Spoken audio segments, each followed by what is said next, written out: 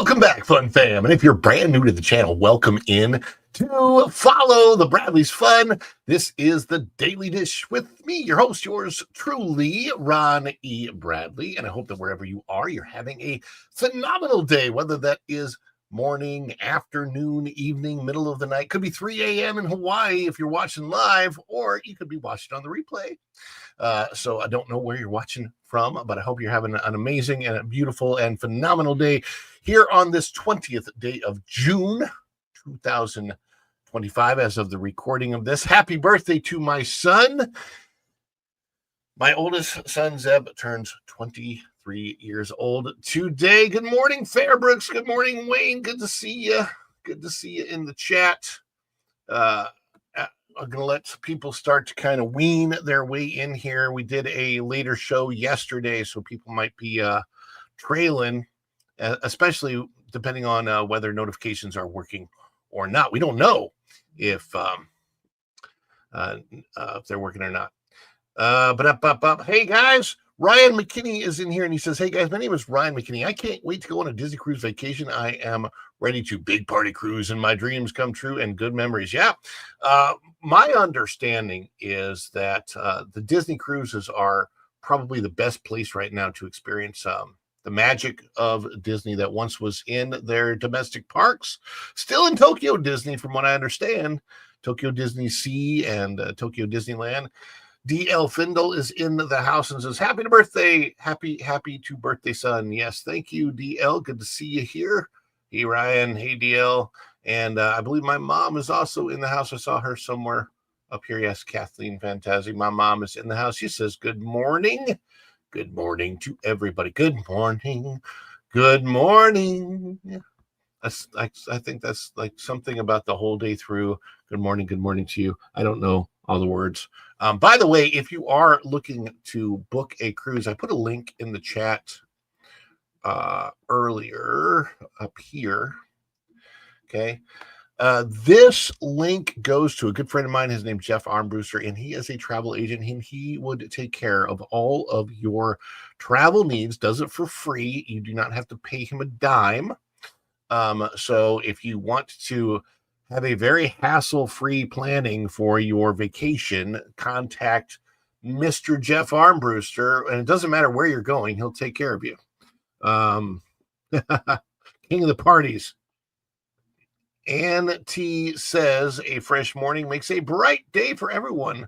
Good to see you in the chat, Ann T. Good morning. Hope that you're having a phenomenal day today. We've got some very interesting stories to get to. I appreciate there's some people here I've never seen before, which is very, very cool. Welcome in, you guys. I don't know if any of you new people watching are fans of the Transformers, but I'll give this to you. I'll tell you what, it's early. And I've been doing the show earlier this week at 9 a.m. instead of 9:30. A lot of people probably are used to the 9:30 time slot. So when they come in, they'll start, filtering in at 9:30, 9:45. I'll be doing the show till 10:40. We'll flow this show right into Culture Casino's 6-Minute Daily, and then that will go into that Park Place morning magic. So stay tuned. Don't change that dial. But thank you for being here right now, because you get me out of bed. You are my energy. You are my gigawatts. You are the energy I need to get out of bed. And just like the Autobots and Decepticons of old had their Energon, you are my Energon, the Energon that helps this guy transform and roll out of bed in the morning to be here with you. A toast, Autobots. Boy, these are good. I needed to refuel. Energy.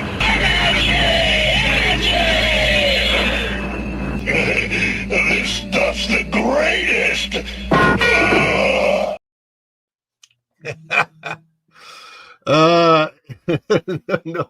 No kings, smile party or otherwise. Yeah. That's funny. The king of the party at a Disney cruise vacation will eat a lot of food and Disney cruise, take a lot of pictures and videos, but I would hope so. You want to preserve those types of memories forever. The last cruise I went on was with my family in 2017 to celebrate our youngest son, who is now 12. His 5th birthday was December 5th, 2017, we went on a Carnival cruise, and it was a Cat in the Hat themed vacation. So we got to eat green eggs and ham for breakfast. Yes, DL Fendel, if you ever want to know if I've eaten green eggs and ham, I have, and I would. Yes, I would when it's hip, and yes, I did on a ship, if you will. Oh my gosh, my goodness gracious me. Hey, I should probably send maybe there's a ghost that I could send a invite to. I wonder if he'd want to come on board. Give me a second. I'm doing some finagling.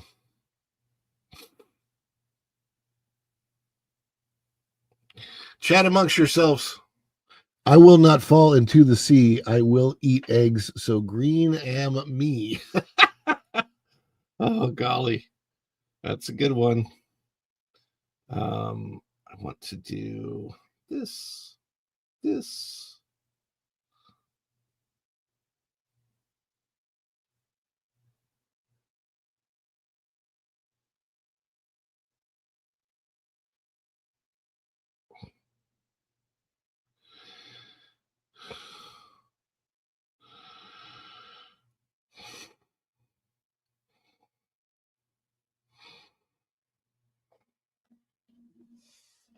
Ryan McKinney says, I will have a wonderful vacation with my beautiful dreams and come true. And good memories, best wishes, be partying at the cruise. Yeah, I haven't looked into going on a cruise for a little while. I mean, what do I live? 55 minutes from the port. So we're pretty close here.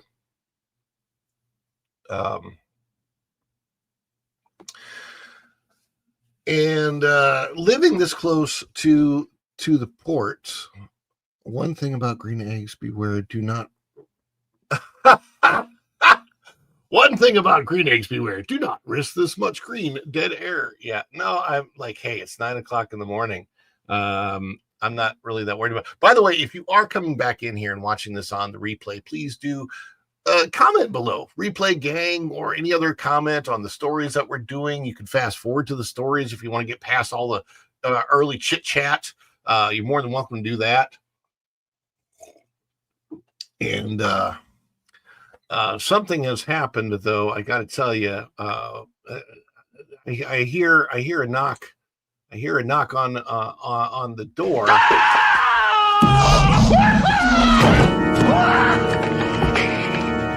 Doc, calm down, okay? Just calm down. It's me. It's Marty. No, it can't be you. I sent you back to the future. Hey, Doc, that's right, but I came back again. I came back from the future. Don't you remember last night? You fainted. I brought you home. This can't be happening.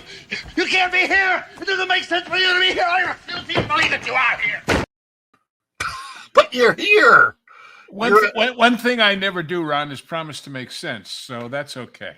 Well, I never promised to make dollars, so that works out well. Oh, yeah, there you go. There you go. With enough sense, you can make $1, maybe $1.50. I don't know. I suppose. And they're discontinuing pennies now, supposedly. What? No. Yeah, they're going to stop minting pennies. I saw that story the other day. Oh my gosh.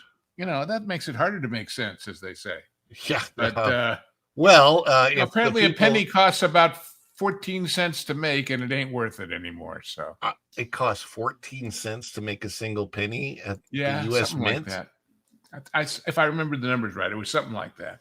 How much does it cost to make a dime? Brother, can you spare a dime? That's the song from the Depression. That and Pennies from Heaven. Right. I love that song. Every time it rains, pennies from heaven. So I was in a show called Celebrate America, most generic name for a show. I told the author and the director of that show, why don't you rename this Promise USA? It will make a lot more sense than the very generic Celebrate America, which is the name of many shows, musical type theater shows throughout our history. There was one at Six Flags when I was a kid, and I was like, why am I? Anyway. Well, sometimes those on the nose names happen by default. I remember when supposedly the Contemporary Resort at Disney was going to get a name. And everybody said, where's that Contemporary Resort? And they said, over there. And sooner or later, they said, okay, that's what we'll call it if everybody's going to refer to it that way. Yes. And the same thing happened with the theme building, as they call it, at LAX, where it was just listed on the plans as a theme building, but they never said what the theme was, and it stuck. So now it's the theme building. Yeah, exactly.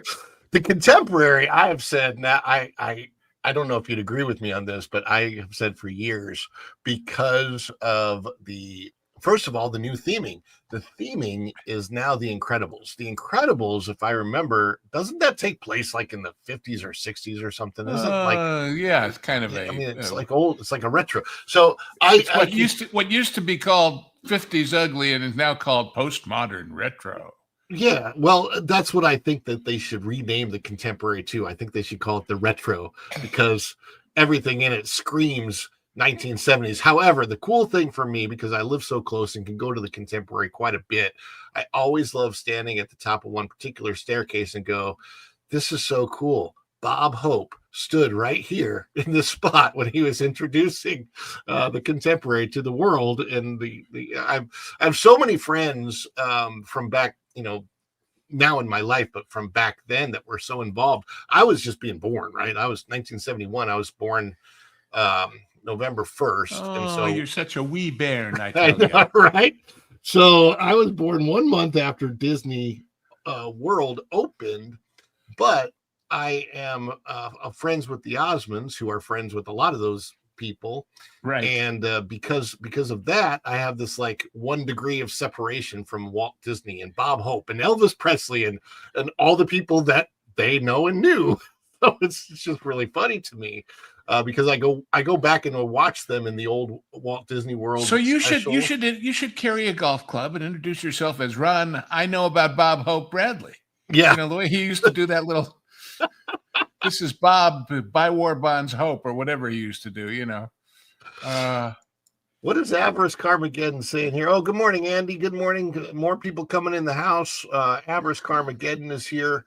Disney gave 2 free showings on Tuesday of Lilo and Stitch live action on Kauai. I just think it's a marketing scheme to fluff their box office numbers since tickets are comped. It's possible. It's an interesting thing. It looks like Lilo and Stitch right now. It was on track to make $1 billion. I don't know if it's going to make $1 billion. I think it will. I think it'll cross. I think they'll leave it out there until it does. Well, yeah, exactly. And that's kind of what Disney. They're like, if we just leave it for the next 13 weeks, it'll eventually cross the $1 billion line.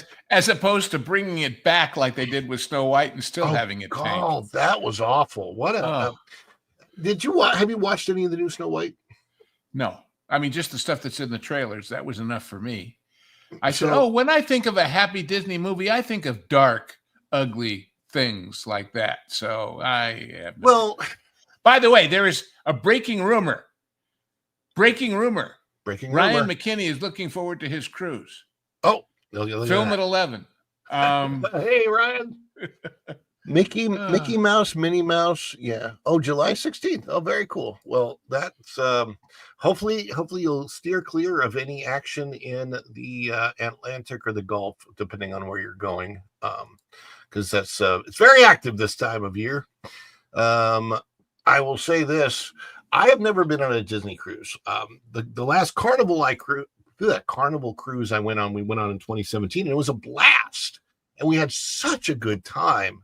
And it was my, actually the cruise, it's on the vlog of it's on this channel. It's not that great of a vlog because when I was filming at the time, I didn't have a channel and wasn't filming for a vlog. So I was filming with an older camera and it's very shaky and stuff. And I tried to edit it best I could. So quality was not your motivation. Quality was not my motivation, but and it took me a long time before deciding, should I put this up on the channel or not? So I went in, found the footage, edited it best I could, and it's there. But it's mostly there on the channel for us and our family memories because now that's an easy place for us to go to rewatch it. Honestly, the internet has become the proverbial 8mm home movies of the world, right? Basically, yeah. I mean, if it works, it works. But well, the first cruise I was ever on as a kid was the very first Princess cruise ship. which was called the Princess Italia, and it was up to Alaska and British Columbia out of Vancouver. And it was an all-Italian ship. And it was fun because, well, to give you an idea, my mother picks up the phone in the morning and she asks the operator, what's the weather going to be like? And rather than getting a, temperature and barometric pressure kind of, the Italian receptionist says, well, dear, it's not so nice, but maybe it's better tomorrow. That's funny. It was fun. And then the big story I always tell, there's certain languages that are dogmatic and kind of hard-edged, but Italian, everything sounds romantic in Italian, no matter what it is. With this being an Italian ship, a lot of the signage was both in English and Italian, and painted all over the decks of that ship was this warning. But imagine it now, a guy, a girl, a moonlit night, and he turns to her and he says, Ponte scivoloso se umido. Sounds great, right? You know what it means? Deck slippery when wet. Well, but it was there, and it was fun. Depending on how you're using it, it could be. Yeah, well, you got a point there. I wasn't trying to be. This is a family show at 9 or 9:30 in the morning, for goodness sakes. Quiet. But that was a fun ride. In fact, it went from Vancouver to a place called Prince Rupert, British Columbia, where the big thing there was this massive fish plant. And you took the tour, and they had what they called an air door, which was a new deal in those days. And it was like 85, 90 degrees outside. And as you stepped through this air door into the cold part of the plant, you could literally feel the sweat on your nose crystallizing into ice. Oh, it was wow. a very, very bizarre situation. But then we went up to Ketchikan and Skagway and Juneau.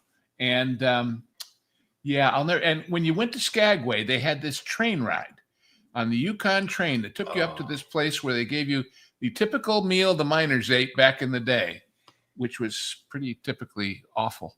But we were on the back car of the train, standing outside on the little platform, and the brakeman is out there, and he's chewing tobacco and spitting off the end of the train, saying, "Yeah, we had a derailment here last week, and." Yeah, we had one go off the tracks here last week, and we're going, oh, swell. This sounds like a wonderful ride. When is it over, Oh, my gosh. That was weird.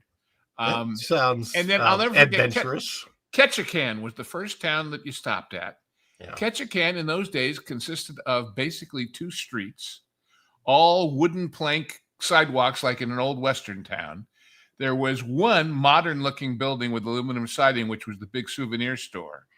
And there was a building that looks like a classic kind of one-room schoolhouse or church that was the movie theater, and this is not that long ago, and they were playing like a 30-year-old Dean Martin and Jerry Lewis movie. And then across the main banner of the street, there's a big banner that says, Welcome to Ketchikan, Alaska's third largest city. And that's when you realize you're not in Kansas anymore, Toto, that it was pretty rustic up there. No, I know my mom has been on an Alaskan cruise. She should be in the chat. I don't know if she's still listening or watching or whatever. But it's very worth it. The scenery is astounding. I mean, it really, really is beautiful up there. But it's definitely like the top of my list of where to go on a cruise. There's the other ones that I've wanted to do is I want to do either the Viking or a different brand of river cruise over in Europe, and then I also think it would be fun to take a northeastern cruise in the United States in the fall just to see the beautiful colors and yes. all that kind of Well, stuff. Viking actually has river cruises on the Mississippi and the Ohio too now. Oh, that's cool. And up in the Great Lakes. Yeah, but, growing up in St. Louis and going down to the Mississippi River, we did it so often. What was? Well, do you know about the Great Loop? Which loop? There is a cruise you can take if you have a boat that's the right size and the right air draft, basically, called the Great American Loop, and you can literally circumnavigate the entire eastern U.S. in your boat. And it goes. Gosh. Let's start in St. Louis. You go down the Mississippi and across at Paducah to the Tennessee, and down to Mobile, all the way down the 10 Tom Waterway, they call it, and then across the Gulf and around Florida and either through at Lake Ochi, whatever it is, or all the way around up the eastern seaboard, up the Intercoastal Waterway. And when you get to New York, you go up the Hudson and you go into the Great Lakes, and it all connects. And you can literally, in about 3 or 4 months, maybe a little longer, maybe a little less, depending on how fast you want to go, which the point is not the arrival, it's the journey. You can go all the way around.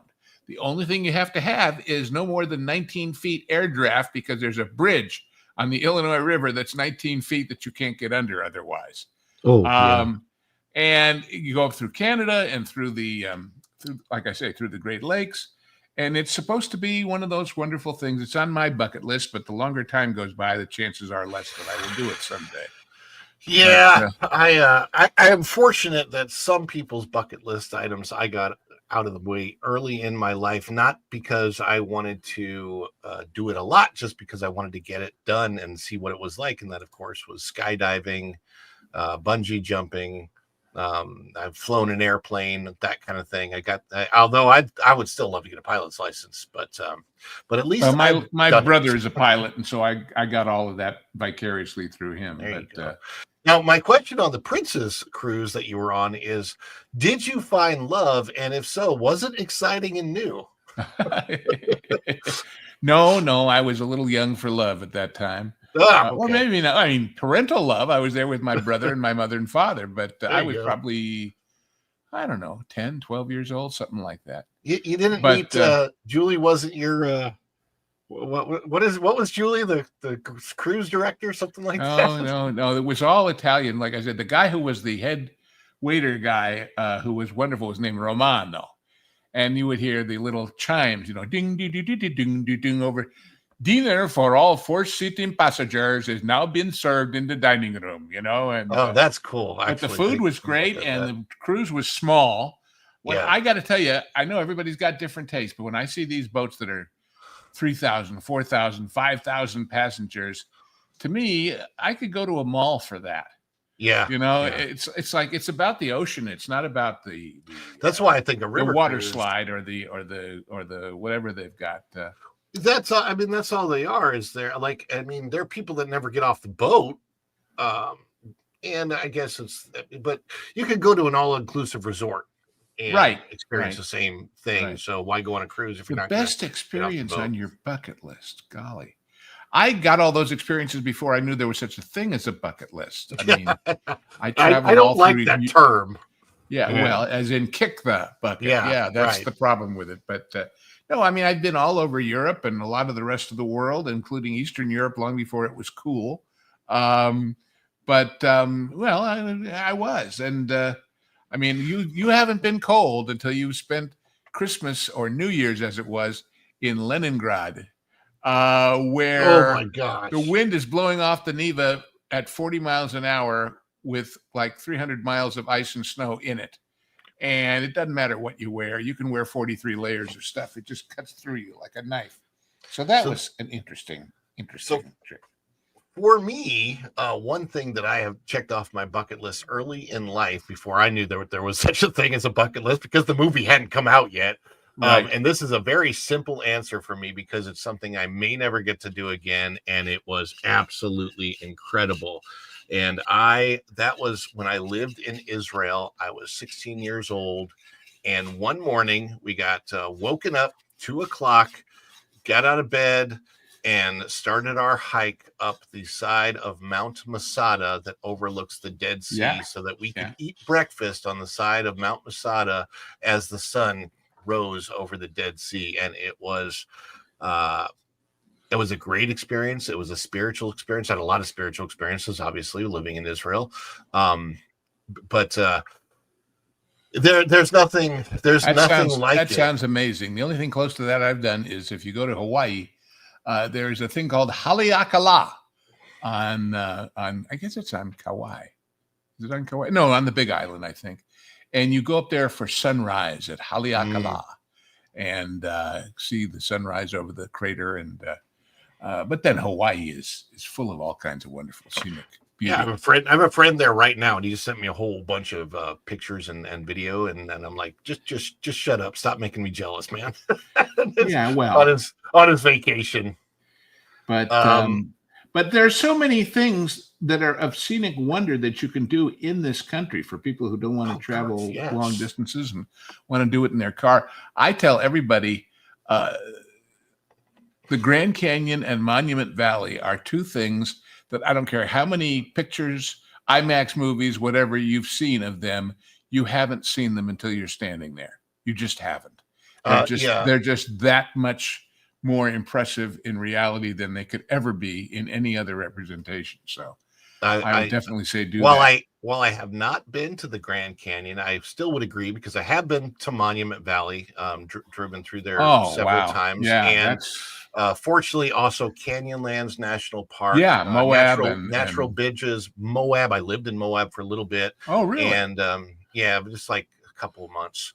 And then I was Arches National Park. I mean, if you want to feel like you're literally on a different planet, just go to Arches National Park because it's amazing. It's funny because when the Incredible Hulk movie came out, the early one in 2002, I think it was, with Eric Bana, it was my favorite part of the movie was, I've been there. I sat right where the Hulk is sitting. This is the movie version of I Can See Your House from Here, right? Yeah, it was very cool. And I haven't done this yet. I haven't seen Niagara Falls. I really, really want to. Slowly I turned, step by step, inch by inch. And if you don't know what that reference is, go look it up on Google for the Three Stooges. It was a famous vaudeville thing. As people are working their way in here, I do want to let you know we do have celebrations. If anybody does any type of support for the channel, by the way, if you can't afford to, please don't. But if you want to donate and get your chat highlighted with a super chat, or you become a member of the channel, gifted memberships, any type of support, we celebrate that on this channel, and we want you to join along with us in those celebrations.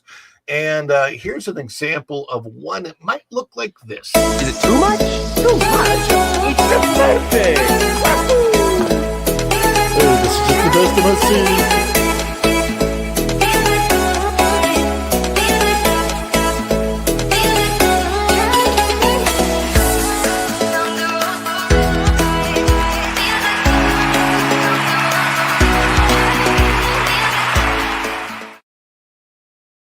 Pee-wee. What is life without a little Pee-wee? I want to get some stories going. As long as it's Pee-wee and not Peepaw. Oh my God, we're not doing Peepaw on this channel. Good. We're going to add this to the stage. And this is not out of that Park Place, but here's what's happening. So that Park Place started reporting very low attendance at Disney World for not just the recent months, but actually the last several years. And other outlets are starting to catch up on it, and it's crossing over into, and this is funny to me, political outlets. It's not about this article is not about politics at all, which I think is funny. But it's in a political outlet called Trending Politics, which it was on Breitbart and a few other places too. All of a sudden, everybody's noticing what we've been noticing for months and even years. Right, exactly. I mean, it says Disney World attendance plunges to historic lows. Well, I'm there a lot, so I can tell you it's absolutely true. I wouldn't say heat-wise it's any more miserable than it's ever been, but of course, if you're like me and you go every year and you get older, the heat weighs on you more and more over the years, but that's neither here nor there to what the attendance should be, because most people coming are not local and they're from out of town. So, it's the heat would not be a factor in people planning or not planning their vacations there. But here's what the article says. It's written by, let's see if I can find who it's written by. This is out of, again, Trending Politics, written by Cullen McHugh yesterday. So it's a very fresh story. Disney World is experiencing massive decline in attendance in June, with visitor numbers and overall crowd sizes way down in what is typically one of the busiest months of the year. According to Disney Dining, the current June numbers are noticeably low when compared with historical trends. Social media feedback painted a picture of low energy across. That one I think is very interesting. Social media feedback painted a picture of a low energy across the park, starkly contrasting the vibrant atmosphere typically associated with Disney World during the season. Some users even remarked on the eeriness of encountering low crowds, urging discussions about what might be causing the downturn. We've been discussing that for a while. The Disney-focused blog reported economic concerns have been viewed as a potential contributing factor. You figure? Yeah, golly. right? I mean, I saw a story the other day of a guy with a family of, I think, himself, his wife, and 2 kids going to some kind of special gourmet breakfast thing at the Grand Californian for over $1,000 for breakfast. $1,000 for your Yeah, eggs and Mickey like waffles. For $90, you can make all the Mickey waffles you ever want, because there's a product on Amazon where you can just make your own. So, I even have Mickey Mouse ice cube trays that I bought at the park years and years ago. So when I want to slip somebody a Mickey, as they say, in their drink, I do it with ice.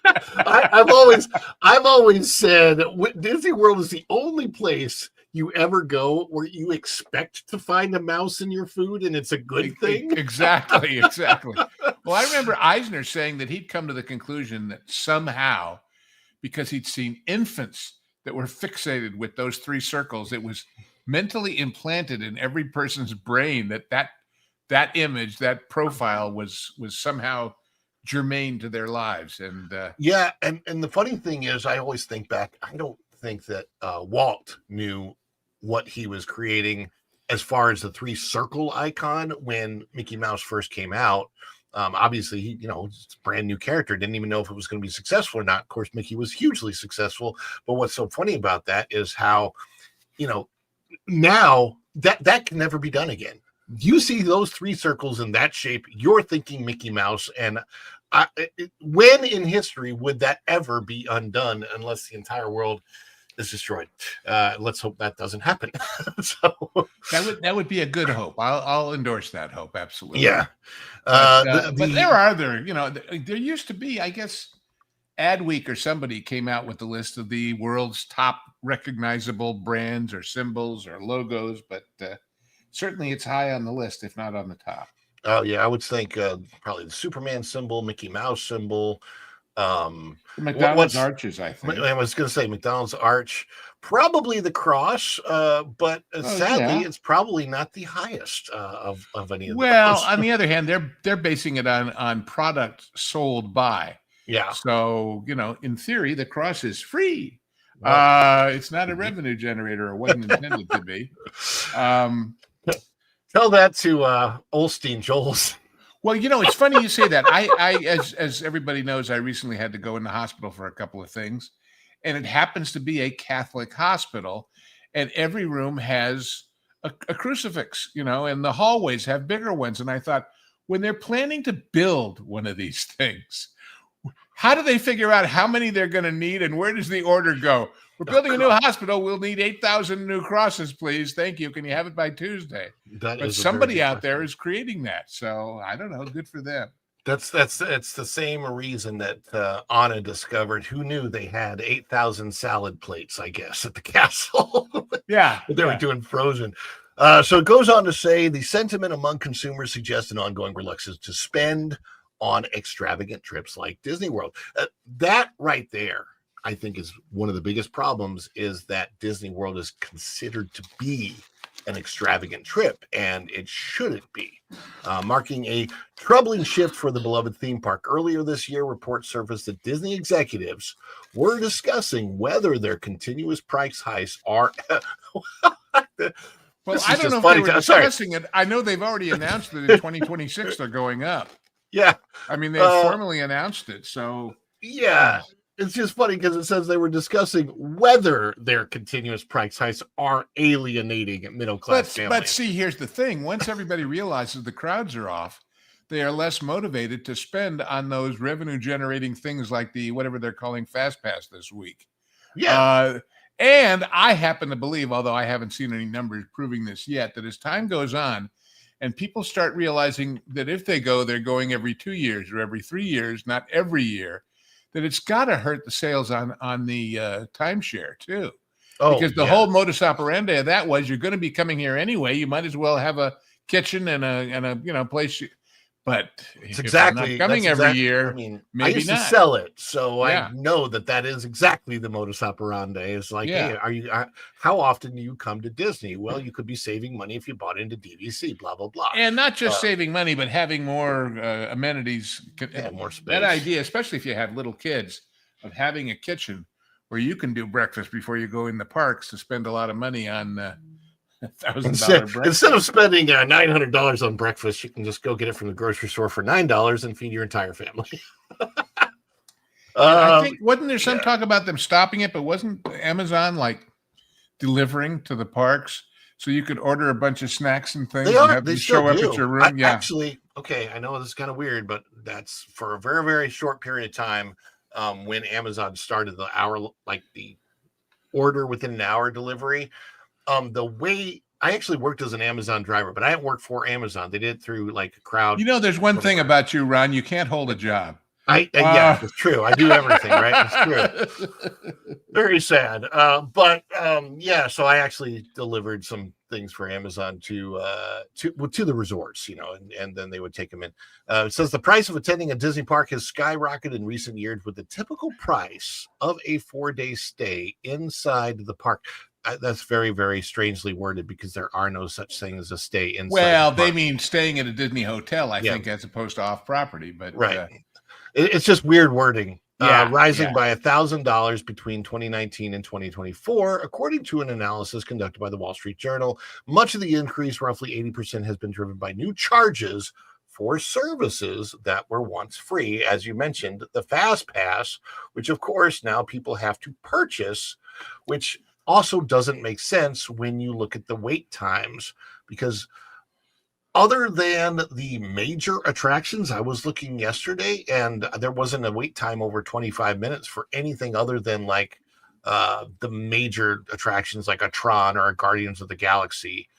So I just basically my thought on this is maybe it's good to go now.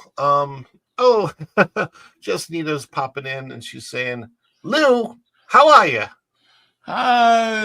Samoa, how are you? Tahiti. Thank you, Nita. I'm doing well. Yes, and indeed. I don't know.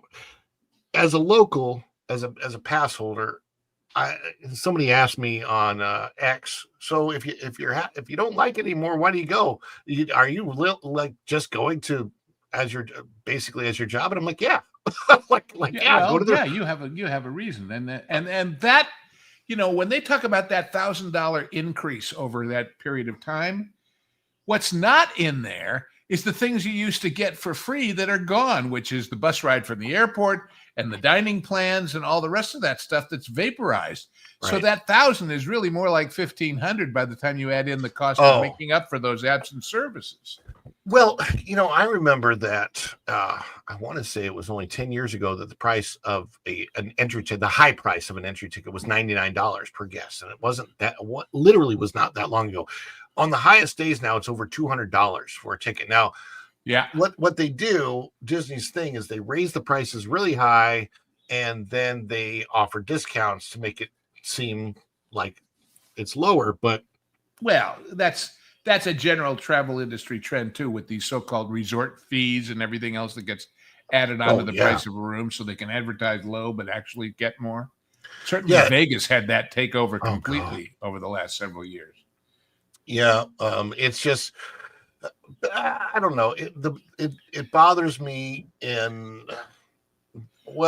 not just the advertising. The biggest thing that bothers me is what is it?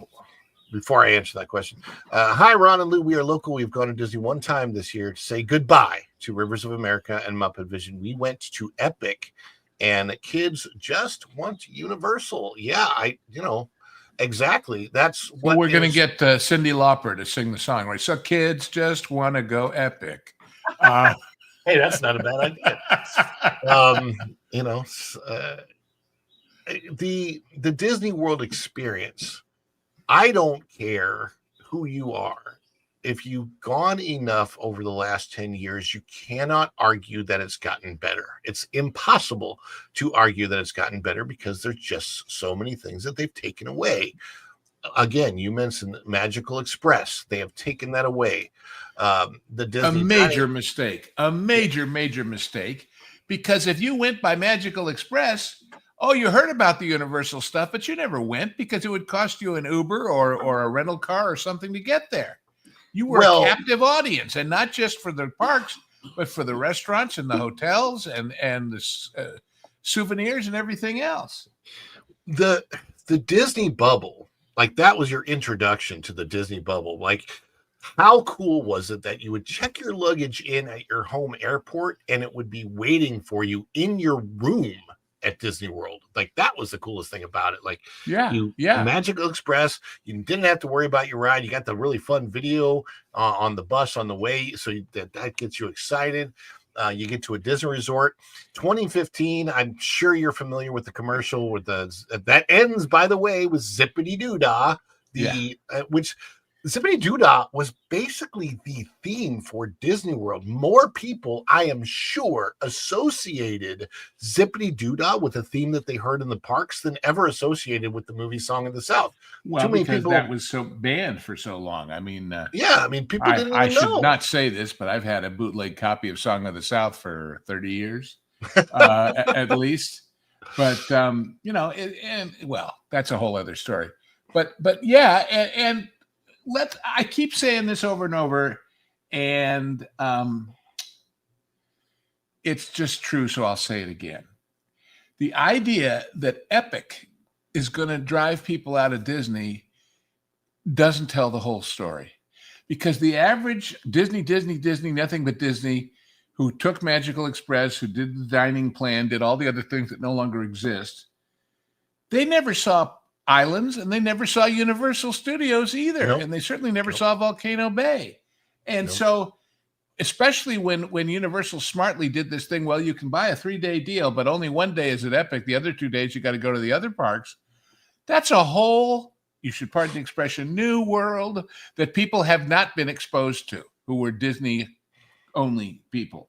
And once you show them all of that, the next time they get ready to book a trip, they say, well, maybe we'll go to our favorite thing at Disney for 1 day and the rest of the time spend it at Universal. So, and I think that if people sit down now and they look at a Disney vacation and they compare it to Universal vacation, and they're looking specifically at what they call Premier Lightning Lane now, it's, I want to say, up to $450 per day per person for that at the Magic Kingdom after you have paid for your vacation. So it's $1,800 on top of the $200 per person spend.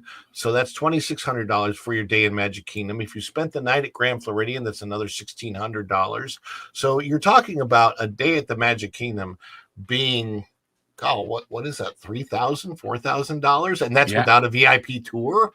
Yeah, and you haven't eaten anything yet, and you haven't had your $900 breakfast yet. So so the point being, it can get extremely expensive. Now, when they compare that to go, well, we could stay at the Hard Rock at Universal, and we get the Express Pass for free. So we can make sure we're that's the other thing. Universal does that. Yeah, every single ride we go, and by the way, there's no competition with a lower price tier for that.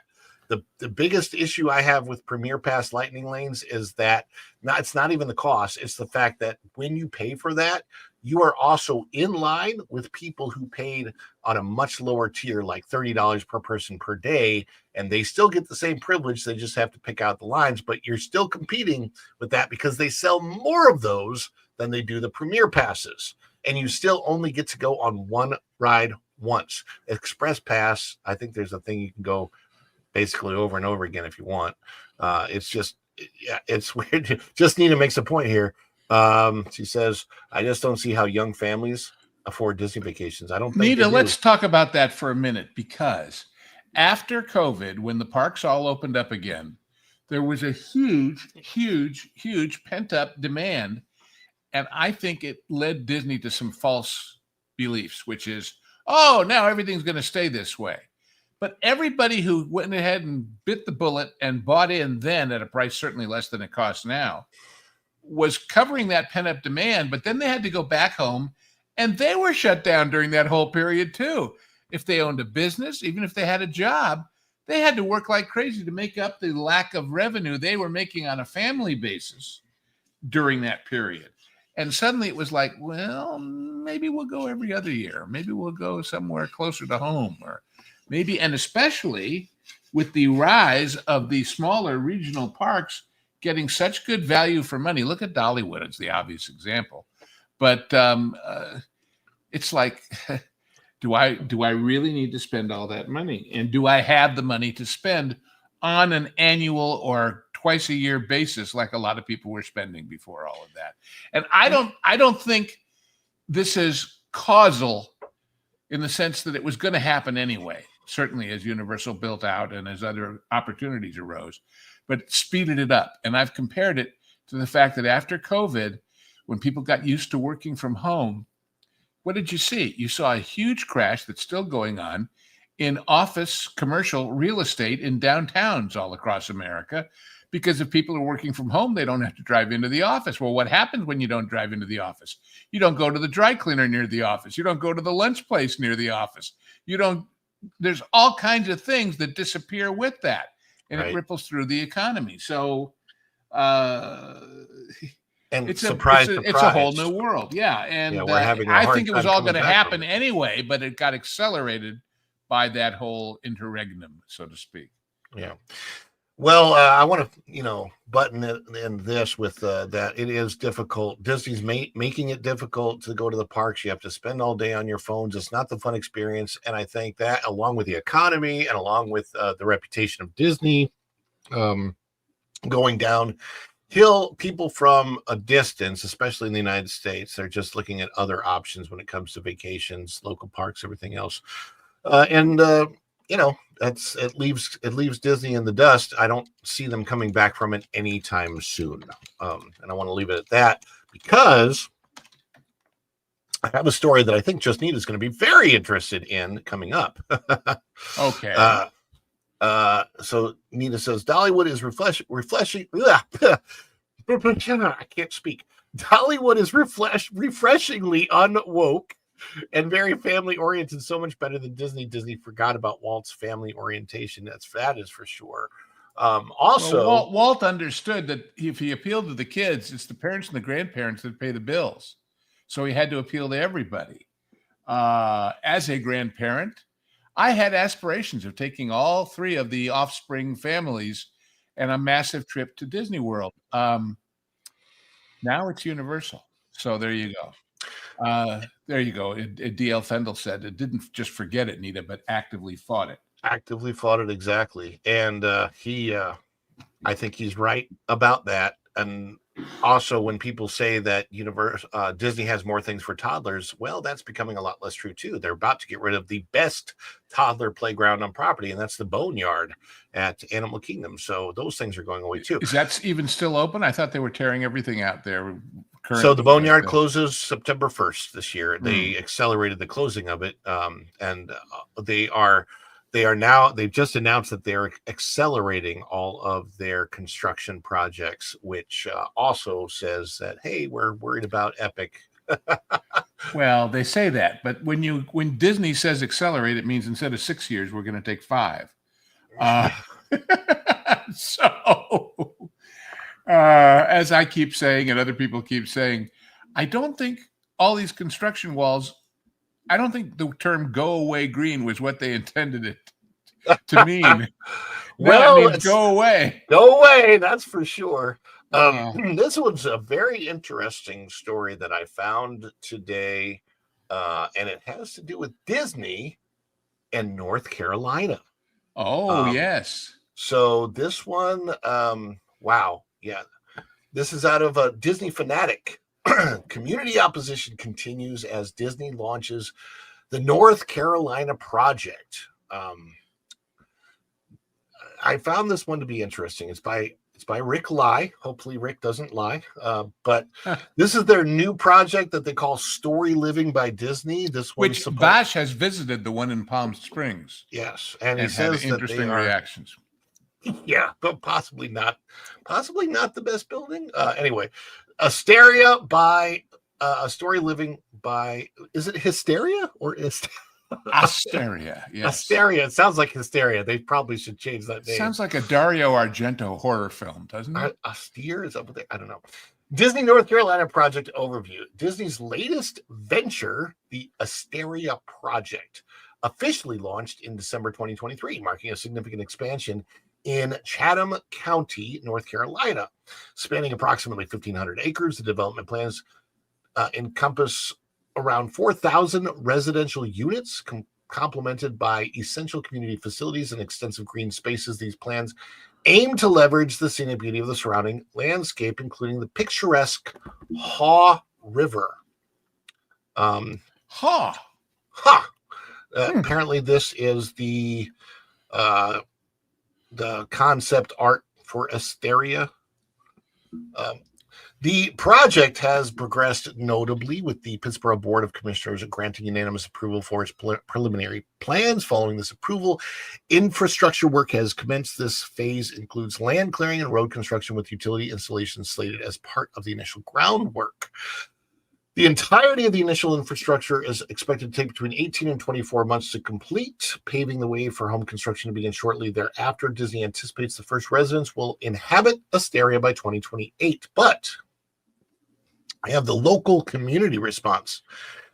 The local community's response to Disney's Asteria project has been notably mixed. While many residents express excitement about the investment, a significant portion of voices concerned regarding the potential consequences of this large-scale development. Many in the small town of Pittsburgh, which currently has a population of only about 4,500, worry the project may fundamentally alter the character of their rural community, which is funny. Yeah. What a shock. Now, that's like people who move, although they didn't move there, this did, but the people who move in the approach path to an airport and then complain about the noise, it's the way it is. But the interesting thing about this is, we're talking about probably a very long established community, not unlike what Disney did in Kissimmee, Florida. When I watched the old 1970 pre-Walt Disney World opening, and they're interviewing residents, and they're like, boy, we're orange groves and farmers. We don't know how this Walt Disney World thing is going to affect us. There were a lot of people that were not happy. The biggest thing in Orlando before Disney was a Martin Marietta ball bearing plant. It was. And that in the airport, which, for those who don't know, the reason why the airport is MCO, the O is not Orlando. It was McCoy Field, and it was in World War II where they trained people to fly the Baba Black Sheep plane, the Corsair. So anyway. Yep.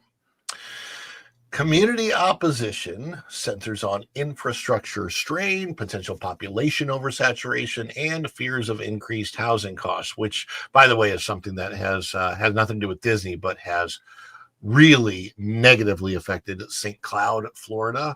When I moved here in Florida, I moved to St. Cloud, had about 12,000 residents, has over 57,000 now. But this is the part that I find strange. They're talking about this thing being out in the middle of nowhere next to this tiny little town with 4,500 people and being 1,500 acres, of which about 400 will be development. The rest will be left green.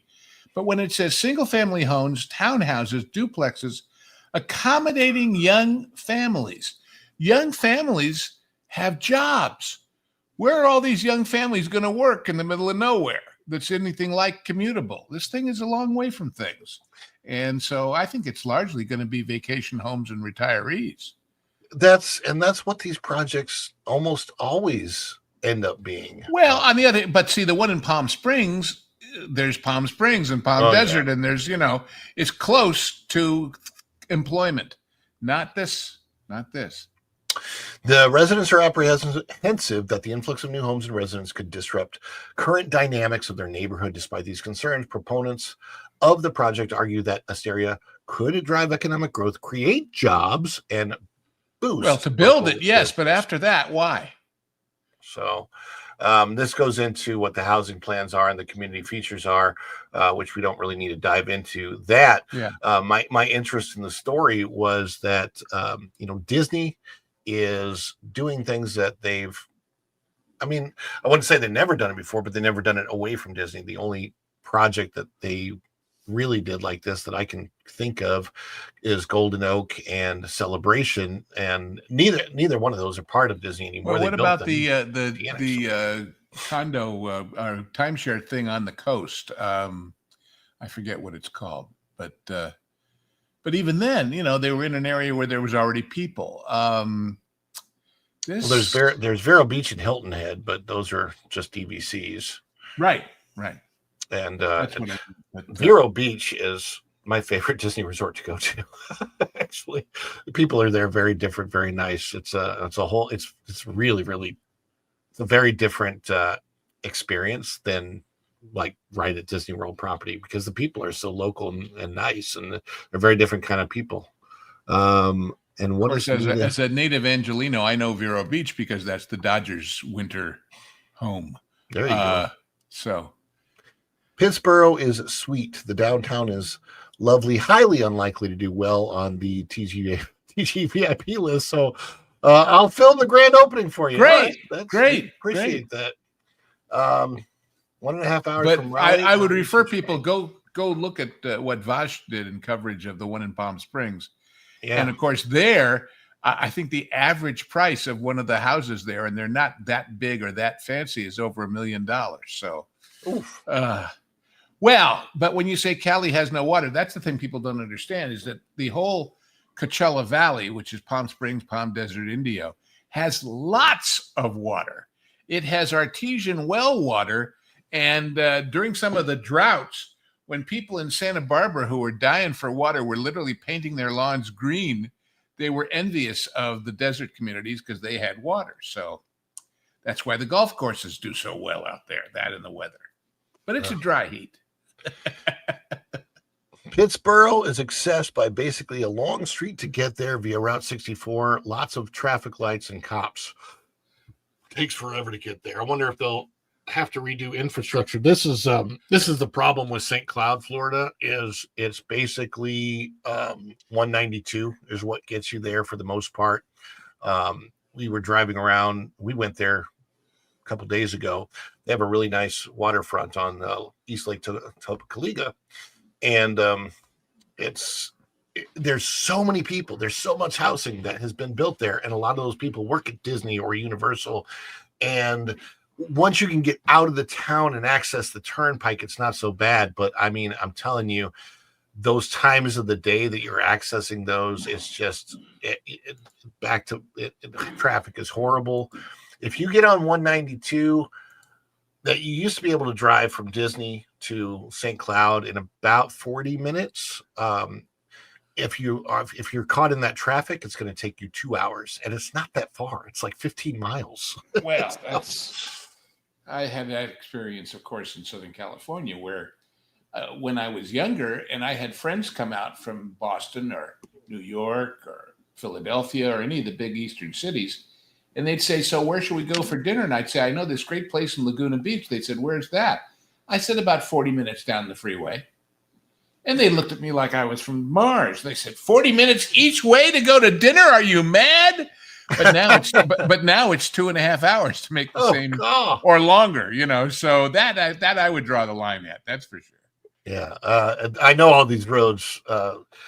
Rover Boy, you got to come to one of our channel meetups when you get a chance if you're local. Yeah, they're all closed and being expanded, and you're right about that, because my mom lives pretty close to one of those. I think so does Dan's Life at the Kingdom. He lives down there. It's like they built the housing first, and now they're trying to create the infrastructure that should have been in place first. And hopefully, yeah. Well, Hopefully, that's the whole I-4 story, right? Where oh my gosh! But it's I-4 is so much better now. When we went up to Daytona, we went to Buc-ee's.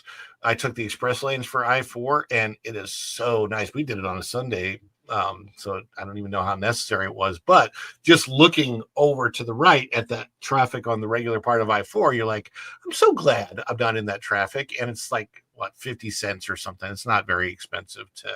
It's worth the toll to take it. Let me put it that way. So that's fun. I want to get one more story up before we take off today. And for those just coming in, there's been a lot of people that have come into the chat. So let's throw on a fun little celebration and liven up the mood, shall we? If you have your custom emojis as a member ready, throw those down and celebrate with us. But if you just have regular emojis, put some smileys or fireworks in the chat because we're going to do the Wookiee dance.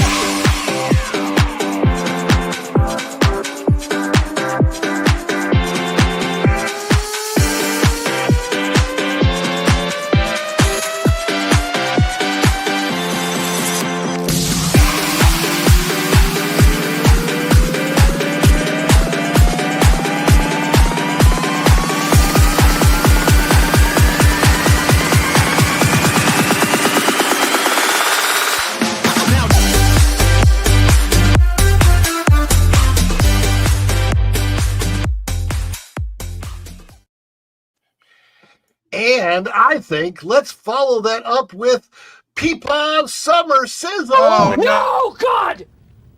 No, God, please, no! No! No! No! Okay.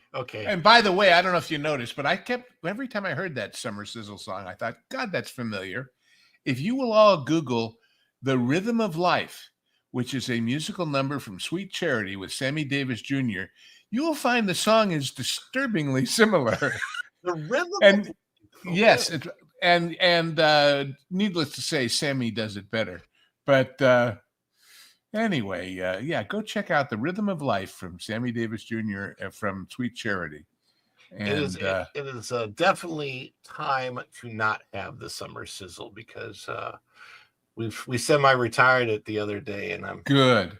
really glad that we did. God. Let me get this. Let me double check that I have the right tab up there. Okay, this one. Sammy and I used to go to the same dentist, and we had interesting conversations. conversations in the waiting room. But with my exposure to Sammy Davis Jr. Now wait a second. Now that.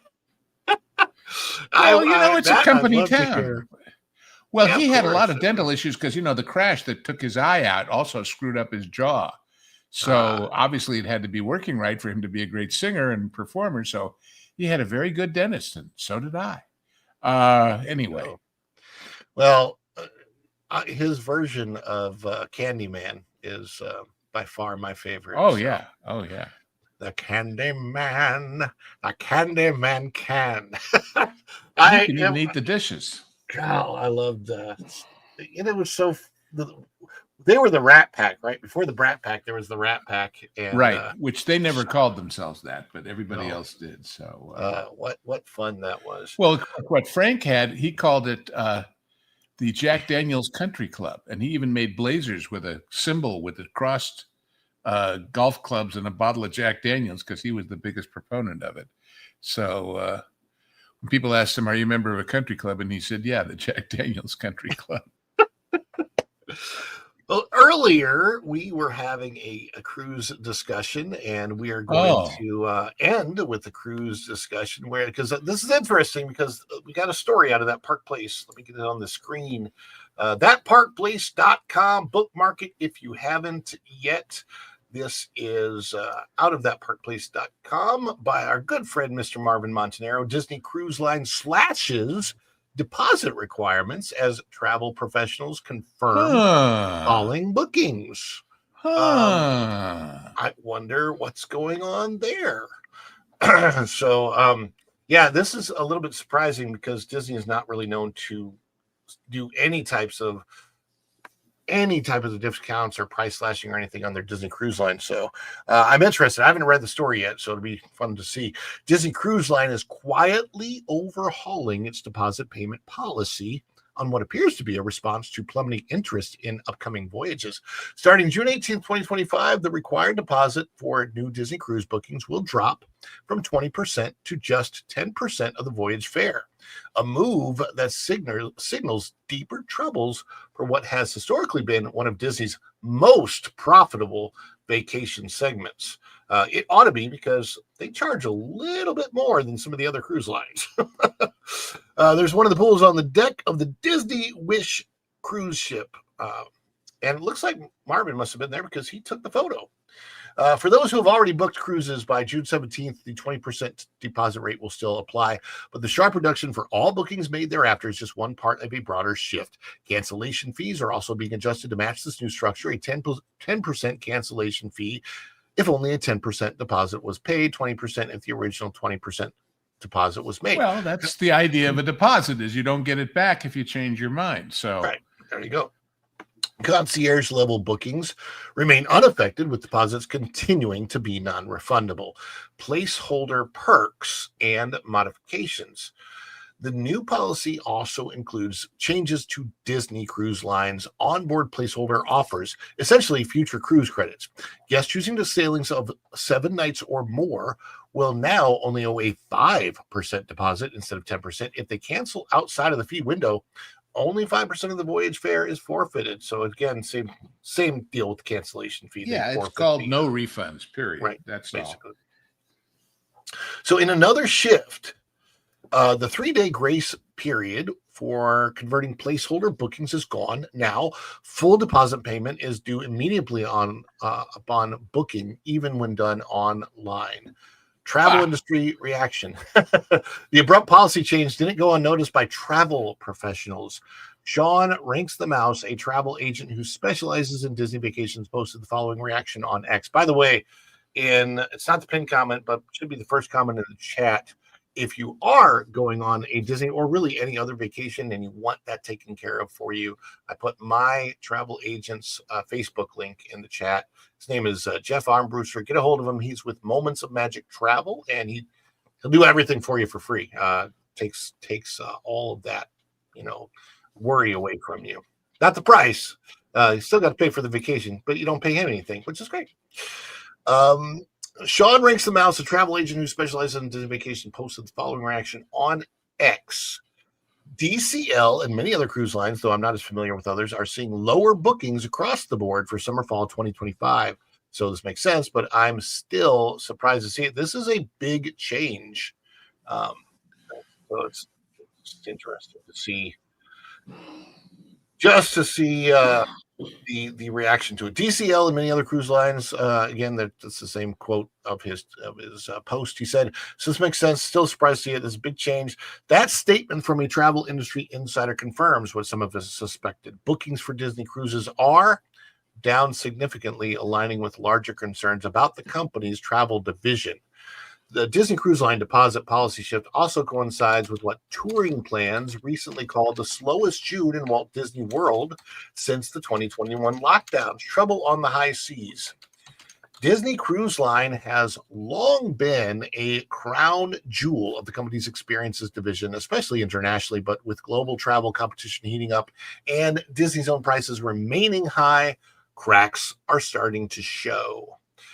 Cruises aboard the Disney Wish or Disney Treasure are among the most expensive in the industry, despite offering smaller ships than competitors like Royal Caribbean, whose Utopia-class vessels boost larger capacity, more onboard amenities, and lower base prices, which is probably what people are looking at. Additionally, Disney's private island experiences like Castaway Cay and the fly-infested Lookout Cay at Lighthouse Point. Did you see those pictures? Oh, gosh, there's flies all over. Oh, God, that was just... Yeah. They're having a hard time comparing to Royal Caribbean's $20 million expansion of Perfect Day at Coco Cay, which features a massive water park and immersive adults-only area and food that isn't swarmed over by flies. That's just nasty. While Disney does include extras like soft drinks, coffee, and tea in the base fare, items that incur additional costs in lines like Royal, many potential travelers may not see that as enough to justify the hefty price tag. A family business in an adults-only strategy. This development also exposes a growing rift in Disney's overall audience strategy.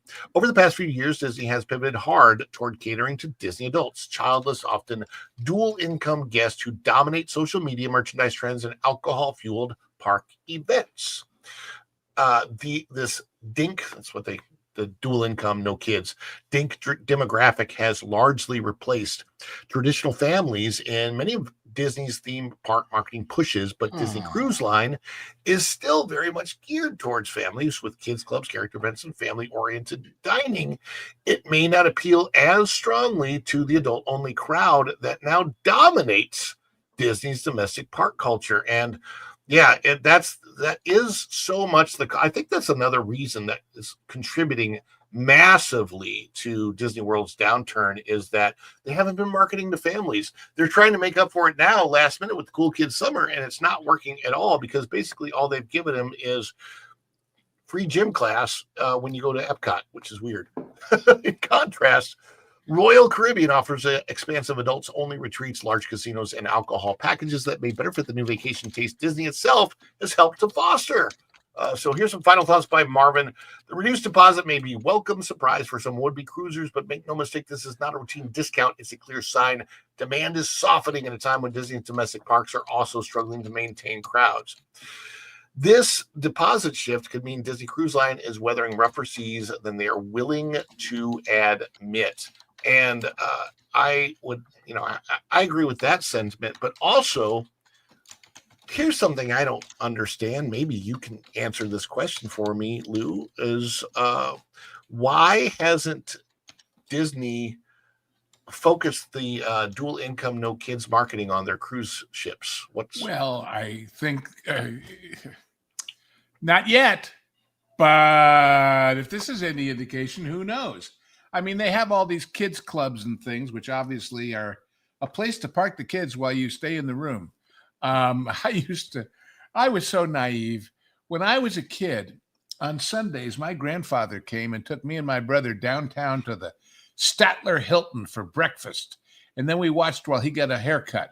And I didn't realize what he was doing was giving my parents a morning to be adults while we were off with him. So, so there is that attraction on these cruises that Disney has where you can park the kids in a quote unquote kids club and be free. But I don't know.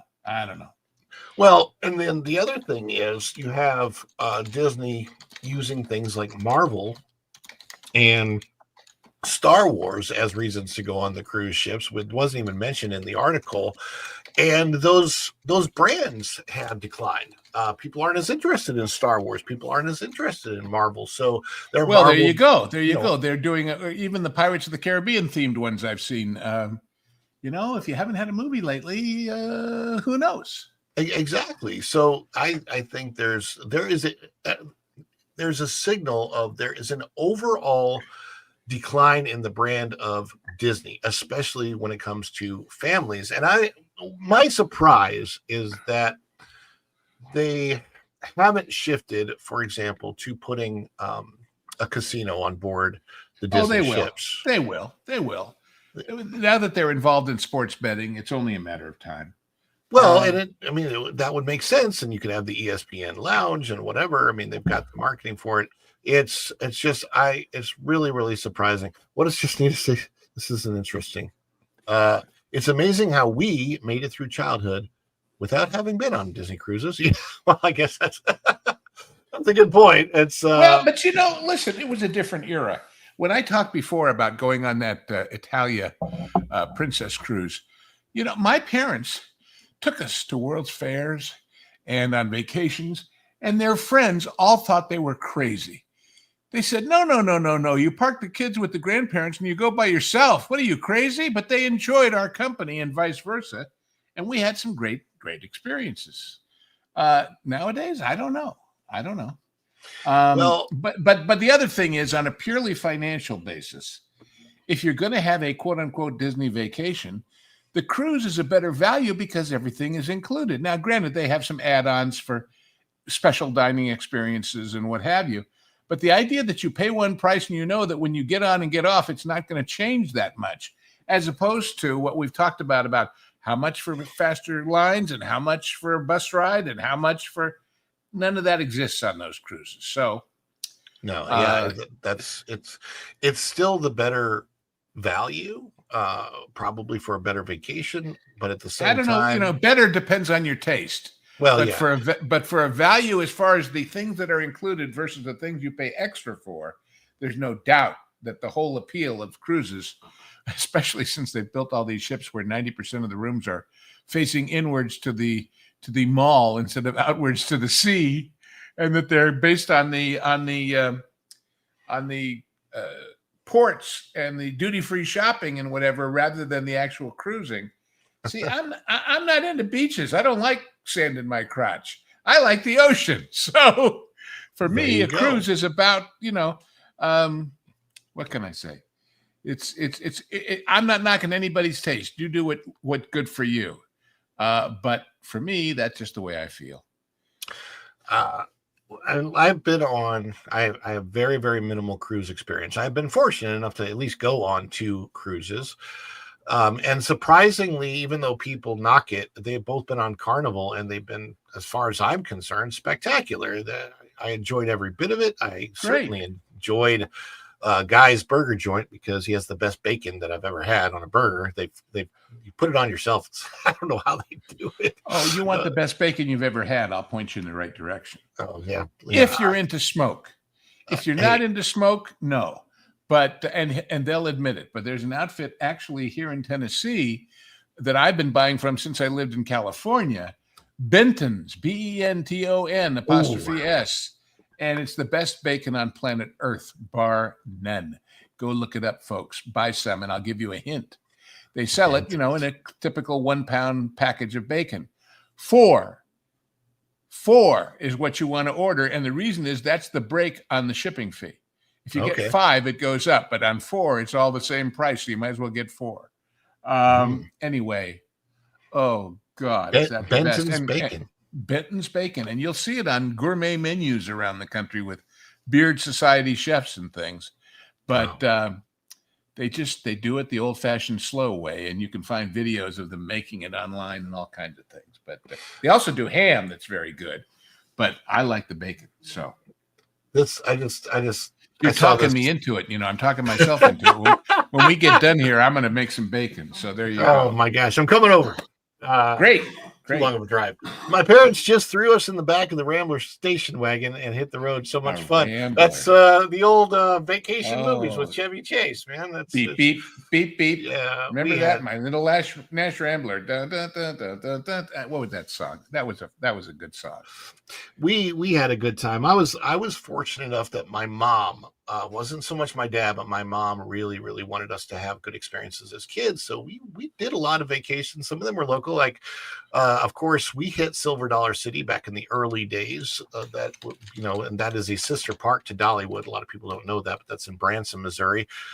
We went to visit family in Ohio, but she also made sure that we had experiences like Walt Disney World, which back then was only the Magic Kingdom. And eventually in my teens, also had a little bit of Epcot. So, and then my mom says here, she's Disney cruise ship cabins are smaller than other ships and their prices are higher. Carnival has the best values and Royal Caribbean has more features than any other ships for a good price. So there's a good breakdown depending on whatever you're looking for. But I do know that she had an experience when she had a service dog on board a Disney cruise ship, and they took very, very good care of her. At least at that time, I think it was over 10 years ago, where they actually put grass on her balcony deck for the service dog, and they came in and they took really good care of it. I hope the Disney service is as good as it once was. Any departing words before we end this? You got me fixated on bacon now. I can't think of anything else. It's all about the bacon. I tell you what, you won't be disappointed. I'll just say that. But I'm going to look up Benton's. I see DL Fendel put the link in the chat for the bacon, but like I say, the ham is good, the bacon is good, but wait, I'm looking for the link. Oh, let's see. Yeah, there you go. BentonsCountryHam.com. He's a nice guy too, Alan Benton. I've met him there a few times. And if you're there in the store, as opposed to ordering by mail, he's also got beef and other things in his case. That's very good. But he gets the pigs. They're from some place else, but they eat nothing but acorns, which is the same way that good ham from Spain, the Iberico ham, is grown. And, Whoa. We served Iberico at the restaurant that I worked at Disney. So, that's dynamite stuff. I have had the good fortune of eating plenty of it. Anyway, well, we have to move on, folks. We are going to send you over to Culture Casino, and then later today I should be on That Park Place. I think I may. I'm not sure what's going on. I have to look at the messages and see if I'll be on That Park Place Morning Magic. Maybe or maybe not. I'm not 100% sure. Lou will be showing up on Sunday, right? Sunday? Right, every Sunday at 2. And I was shocked when I hit on the playlist button versus an original one. We're up to 50 some odd episodes, which means that Vash and I have been doing this for more than a year since we do it once a week. And that just blew my mind. I couldn't imagine how time flies when you're having fun. And then, of course, the genre guys, I think they just put up Field of Dreams, which is, of course, a marvelous movie with or without bacon. And we did that one. And then we've got, this set, because Lorne is in such demand and he's doing this new nighttime show we're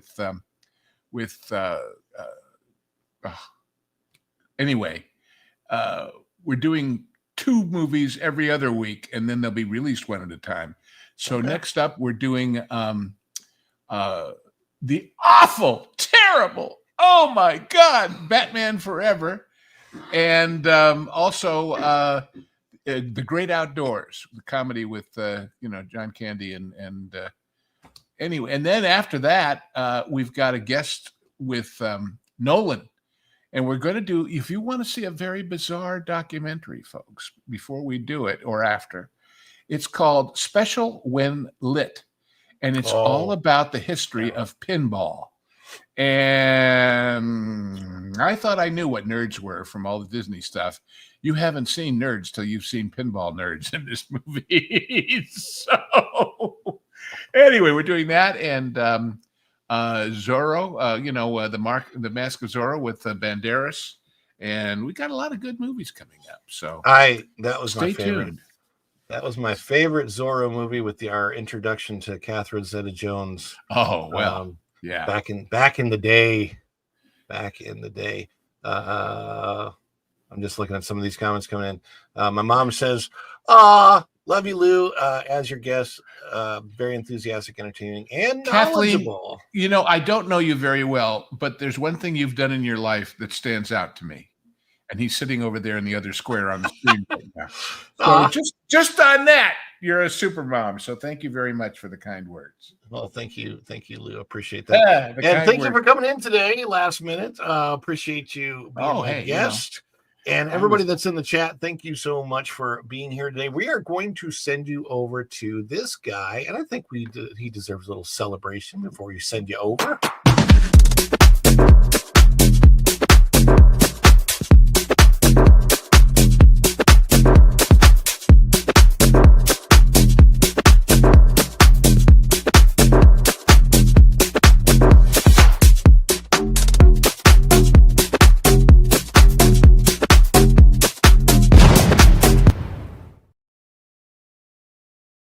Our good friend. I told him the other day you had the most expressive elbows in the history of dancing. In those, yes.